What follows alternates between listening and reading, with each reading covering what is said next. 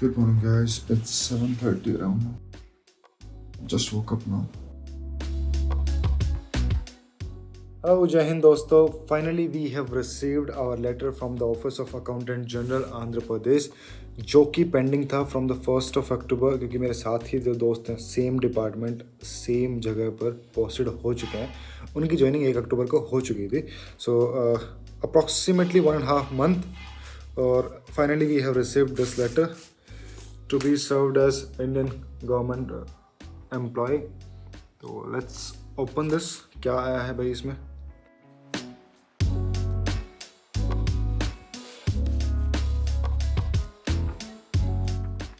So this letter has come from the Office of Accountant General Audit Andhra Pradesh, that is in Vijayawada. और इसमें क्या है, ये है provisional offer of appointment to the post of assistant audit officer as probationer. क्यों है ये probationer? The reason being कि 2 साल का इसमें आपका प्रोबेशनरी पीरियड होगा. सक्सेसफुली अगर हम SAS का एग्ज़ाम क्लियर कर लेते हैं जिसमें 10-12 पेपर होंगे, तो जब हम क्लियर कर लेते हैं सारे एग्ज़ाम्स को, उसके बाद वो हमें परमानेंट बेसिस पे अपॉइंटमेंट लेटर दे देते हैं. मतलब वो फिर फिक्स हो जाता है कि आपका पक्के हो गए आप. स्टार्टिंग के फेज़ में ऐसे हर डिपार्टमेंट में होता है, किसी में 1 साल होता है, किसी में 2 साल होता है. जैसे प्रोबेशनरी ऑफिसर्स लगते हैं असिस्टेंट मैनेजर के तौर पे बैंक में. So the same way it is provisional offer for the probationer as AAO. Starting with Shri Rahul Yadav, son of Ranjit Yadav, is hereby offered an appointment to the so and so post in Vijayawada on the terms and conditions as mentioned below. क्या है terms and conditions? देखते हैं भाई. This provisional offer of appointment is being issued pending verification of character antecedents from the district authorities. तो क्या कराना है हमको कि भाई हमारा एक वेरिफिकेशन होगा जो कि यूजुअली पुलिस वेरिफिकेशन होता है. Next is if he is willing to accept this provisional offer of appointment on the above mentioned terms and condition, he should communicate her acceptance in enclosed form in Annex B at once to the undersigned. In case acceptance is not received by 12/12/2021 within 30 days from the date of issuing offer of appointment, the offer will be terminated or withdrawn. तो मतलब 12 नवंबर को ये madam के sign हुए थे. Madam के sir के पता नहीं, Hema, I think it's ma'am. तो हेमा मैम के सिग्नेचर 12 तारीख को इस पे हुए हैं. तो उसके बाद ये 12 तारीख को 12 दिसंबर मतलब पहुंचा है. आज ये तारीख है, 8 दिन बाद पहुंचा है वैसे भी ये, बट स्टिल 1 महीने का टाइम मिलता है. इन 30 दिनों के अंदर मेरे को वहाँ पर रिपोर्ट करनी है और वो जो एक्सेप्टेंस लेटर है वो वहाँ पर सबमिट करना है. अगर नहीं किया तो कुछ नहीं, अपॉइंटमेंट जो है वो कैंसिल हो जाएगा. लास्ट थिंग इज़ कि अब जो भी इंसान इसको ज्वाइन करना चाहता है वो अपने कास्ट सर्टिफिकेट, अपने एजुकेशन के सर्टिफिकेट, ये सारे के सारे सर्टिफिकेट्स ला के प्रोड्यूस कर देगा. और प्रोड्यूस करने के बाद फिर वो अपनी जो भी है अपनी पोस्ट को संभाले कुछ टाइम तक.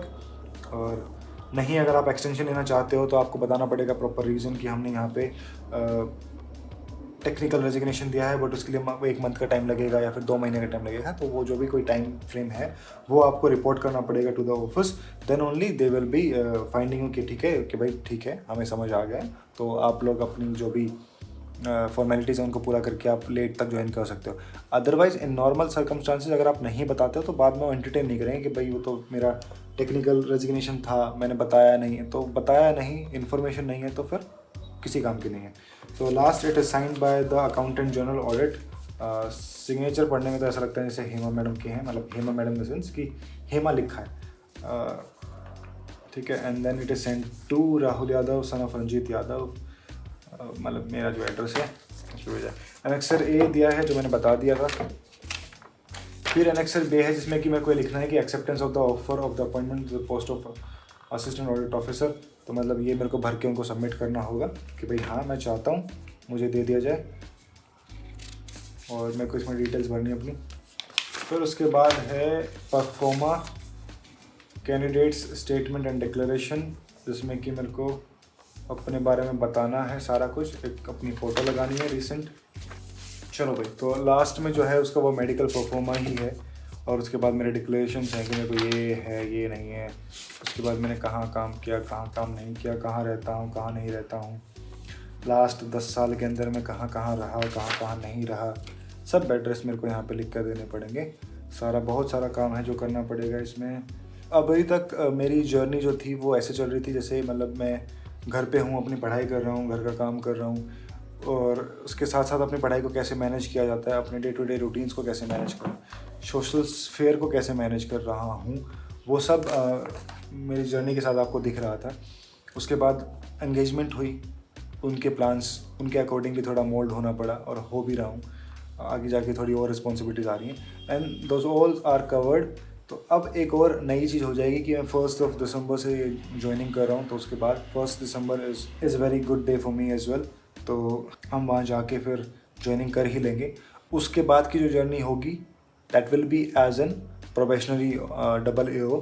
तो वो कुछ अलग होगा कि जहाँ हम सुबह उठ के अखबार पढ़ रहे हैं, उसके बाद अपना ऑफिस जा रहे हैं, ऑफिस का काम देख रहे हैं, and then we are coming in the evening, थोड़ा कुछ काम है, कुछ काम नहीं है, फिर किताबें पढ़ना, या फिर आसपास की चीज़ों की जानकारी करना, या फिर मेरा जो ट्रेनिंग टाइम में जो एग्ज़ाम्स हो रहे हैं उनको देखना, and how to manage everything along with keeping an aspiration alive, कि मुझे अपने आसपास के सिनेरियोज़ के बारे में पता होना चाहिए, कि मतलब मेरी समझ डेवलप होती रहे कि मेरे आसपास क्या चल रहा है। आज ही जैसे कि कृषि कानूनों को वापस लिया गया है, तो उसका इम्पैक्ट क्या है, even though everybody in the UPSC field new, या फिर जो भी एक्सपर्ट थे एग्रीकल्चर के, उनको ये पता था कि this step was very much necessary, ये लेना चाहिए। Still we had to back off, government of India had to back off on this 3 bills.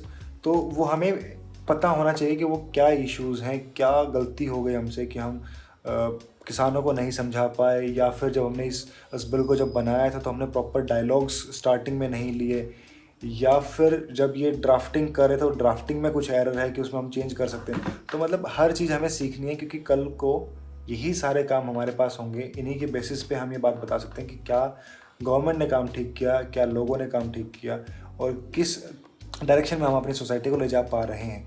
So this things has to be like we have to be aware of all this. Along with this, we have to perform our duties which are required by the office of accountant general, वो करनी पड़ेंगी।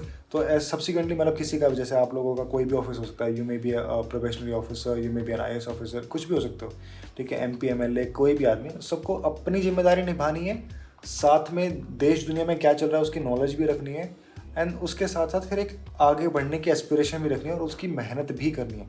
So all 3 should go hand in hand. Along with this, what's matter the most is human is a social animal. तो जब हम social animal में बोलता हूँ, या मैं खुद से बोलता हूँ इसको, तो we live in a society and we live with our families. तो भाई फैमिली को टाइम देना भी इम्पोर्टेंट है, क्योंकि इन्हीं लोगों के लिए आप जी रहे हो, और छोटी छोटी फैमिलीज़ को कंबाइन करके एक सोसाइटी या अपना कम्युनिटी बनती है, और उन कम्युनिटीज़ को मिला के फिर एक स्टेट बनता है, और ऐसे स्टेट्स को मिला के अपना भारत देश बनता है। तो जब हम अपने घर में खुश होंगे तो हमारा मोहल्ला खुश होगा, मोहल्ला खुश होगा तो राज्य खुश होगा, और राज्य खुश है तो देश तरक्की अपने आप कर लेगा। So with this we end today on this note. अभी घर पे जाके बात करते हैं नीचे सबसे, मतलब घर वालों से बात करते हैं इसके बारे में कि कैसे कैसे क्या काम करना है। एंड शादियाँ वादियाँ भी हैं ही, चल ही रही हैं, पढ़ाई को थोड़ा सा रेस्ट दे रखा है। सो आई से गुड नाइट फॉर नाउ। कल मिलते हैं सुबह विद द हिंदू न्यूज़पेपर।